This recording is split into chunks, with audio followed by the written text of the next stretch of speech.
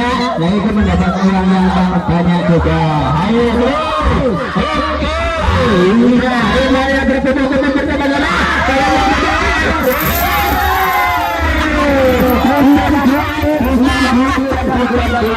Ternyata kata kali ini kita mudahan ternyata bisa mengalahkan kesudahan walaupun bagaimana baru kali ini menurut suhuan ya, terima kasih dan terima kasih. Iya,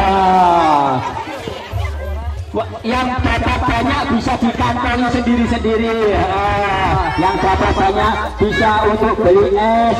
Barang siapa yang mau yang haus bisa membeli es itu kepada Mbak Ni atau Mbak Fatima atau Mbak Puji yang kelihatannya yang berjualan, mudah-mudahan mendapatkan hasil yang banyak, mendapat untung yang banyak, dan yang berikut perlu juga diberi keselamatan.